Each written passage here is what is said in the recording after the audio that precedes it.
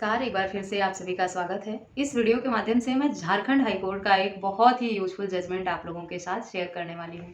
Judgement जो है वो 498 ए के झूठे मामले पर आधारित है, जिसमें पति और उसके परिवार और रिश्तेदारों के खिलाफ झूठा मामला दर्ज कराया गया था। पति ने हाई कोर्ट में क्वेश्चनिंग की याचिका लगाई। उसके बाद हाई कोर्ट ने सुनवाई करते हुए पति के हक में ही फैसला सुनाया। ये टिप्पणी करते हुए हाई कोर्ट ने पति और उसके परिवार रिश्तेदारों को बरी किया कि पत्नियां अब 498 ए का इस्तेमाल अपने लिए ढाल के बजाय पतियों के खिलाफ उसका इस्तेमाल करने लगी हैं।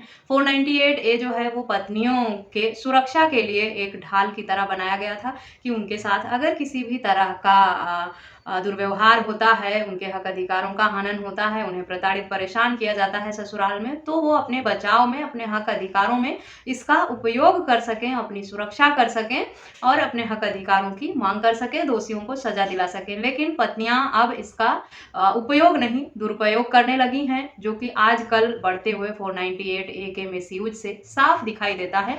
लोअर कोर्ट से लेकर हाई कोर्ट, सुप्रीम कोर्ट तक जब भी मामले जाते हैं 498 ए के, तो अधिकतर मामले जो हैं वो झूठे ही पाए जा रहे हैं। पत्नियां बदला लेने के लिए झूठे आरोप लगाकर छोटे मोटे मुद्दों पर भी 498 ए जैसे गंभीर मामले दर्ज करा देती हैं और पति अपने बचाव में गुहार लगाते रहते हैं। उन्हें लोअर कोर्ट से तो राहत नहीं मिलती है, हाई कोर्ट, सुप्रीम कोर्ट तक जाने की जिनके अंदर हिम्मत होती है, जिनके अंदर इतना पैसा होता है, इतना एफर्ट करने को तैयार होते हैं, सक्षम होते हैं फाइनेंशियली भी, और वो इस हद तक अपने आप को लड़ने के लिए तैयार कर पाते हैं। उन्हीं लोगों के हक में जो है वो फैसला होता है। अगर पति ये सोचे कि वो अपने आप को लोअर कोर्ट में ये साबित कर ले जाएगा कि उसके खिलाफ जो भी मामला हुआ है वो झूठा हुआ है और लोअर कोर्ट से उसे राहत मिल जाएगी, तो ये किसी सपने की तरह ही होता है, क्योंकि लोअर कोर्ट में जैसे ही मामला जाता है तो पत्नियों के पक्ष में ही फैसले होते हैं, पत्नियों के हक में ही सुनवाई होती है,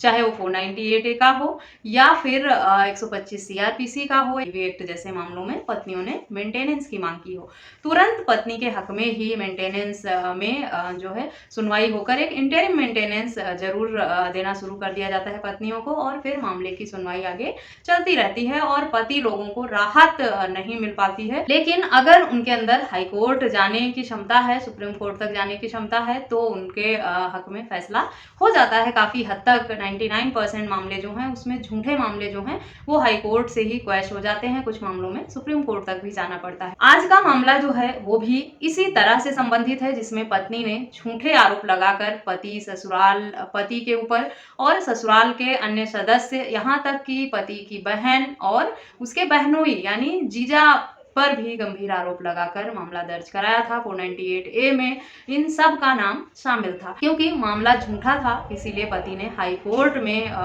प्रूफ के साथ क्वेश्चन की मांग की और पति ये साबित करने में सक्षम भी रहा और हाई कोर्ट ने पति के हक में फैसला सुना दिया।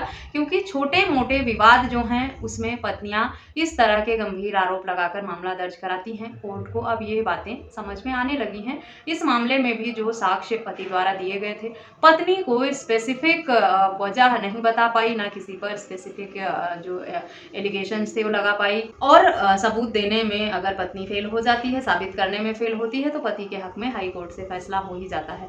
इस मामले में भी पति ने ये तथ्य दिए कि पत्नी ने छोटे मोटे जो मतभेद हैं, विवाद हैं या आपसी बातचीत, बहस जो है घर परिवार में जो आम बात होती है, उसी के चलते इस तरह का बदले की भावना से केस दर्ज कराया है। परिवार का या उनके बहन बहनोई का इसमें कोई योगदान नहीं है, ना ही वो इस सब का पार्ट है। सिर्फ पत्नी ने गलतफहमी के चलते या मतभेद के चलते इस तरह का झूठा और गंभीर मामला दर्ज करा दिया है। जांच में हाई कोर्ट ने ये पाया कि पत्नी साबित करने में ये सक्षम नहीं है और पति ने जो भी तर्क दिए हैं वो उसके हक में फैसला देने के लिए काफ़ी हैं। इसीलिए याचिकाकर्ताओं की जो एप्लीकेशन थी एफआईआर क्वेश की, उसे हाई कोर्ट ने एक्सेप्ट कर लिया और सभी को साफ बरी कर दिया 498 ए जैसे गंभीर मामले में। संबंधित मामले में जस्टिस संजय कुमार द्विवेदी की खंडपीठ जो है वो सुनवाई कर रही थी इस मामले की, जिसमें इस तरह के तर्कों को देकर फैसला सुनाया गया। इस जजमेंट को पढ़कर समझकर आप ये कह सकते हैं कि अगर मामला झूठा है और सिर्फ फंसाने के लिए परिवार को और पति को मामला दर्ज कराया गया है, पत्नी के पास कोई साक्ष्य नहीं है, कोई सबूत नहीं है साबित करने के लिए, तो वो फेल ही होगी, वो मामला आगे चलेगा नहीं, पति और उसके परिवार को राहत मिल जाएगी। इसलिए इस जजमेंट को जरूर पढ़ें। जजमेंट का लिंक मैं वीडियो के डिस्क्रिप्शन बॉक्स में दे दूंगी। अगर आपके ऊपर या आपके किसी नोन या सगे संबंधी के ऊपर इस तरह का झूठा मामला आरोप लगाकर दर्ज कराया गया है तो उसके क्वेश्चन की मांग आप हाई कोर्ट में कर सकते हैं इस जजमेंट के आधार पर, इस जजमेंट का हवाला देते हुए। क्योंकि जो झूठे मामले होते हैं उसमें पत्नियां सबका नाम दर्ज तो करा देती हैं पर कोई सबूत दे नहीं पाती हैं, ना ये बता पाती हैं कि कब उनके साथ किस तरह की घटनाएं उनके परिवार के सदस्यों ने, रिश्तेदारों ने या जो भी उनके साथ हुआ है वो कब किसने किस तरह से किया है, स्पेसिफाई ना कर पाने की वजह से अपने बातों को अगर झूठा आरोप लगाकर मामला दर्ज करा देती हैं तो उनके पास कोई प्रूफ नहीं होता है उस सबको साबित करने के लिए और मामला हाईकोर्ट जाके खत्म ही हो जाता है। इसीलिए 498A का अगर झूठा मामला परिवार के ऊपर हुआ है तो डरने परेशान होने की बिल्कुल भी जरूरत नहीं है, घबराएं नहीं। आपके हक में कानून बना है, पतियों के हक में कानून बना है और पत्नियों को अब राहत नहीं मिल रही है क्योंकि दिन प्रतिदिन जिस हिसाब से झूठे मामले दर्ज होते आए हैं 498A में, कोर्ट को अब बहुत सोच समझकर फैसला करना पड़ता है। लेकिन ये भी कह सकती हूं मैं कि लोअर कोर्ट से राहत नहीं मिलती है पत्नियों को, उन्हें हाई कोर्ट तक जाना ही पड़ता है। तो अगर आपके खिलाफ झूठा मामला दर्ज हुआ है तो आप बिल्कुल भी परेशान ना हो, किसी अच्छे लॉयर से संपर्क करें और आप अपने मामले के क्वेश्चन की मांग करें हाई कोर्ट में। इस तरह के बहुत सारे जजमेंट आपको मिल जाएंगे। इस जजमेंट को पढ़ना चाहते हैं तो डिस्क्रिप्शन में इसका लिंक मैं दे दूंगी, वहां से आप इसे पढ़ सकते हैं।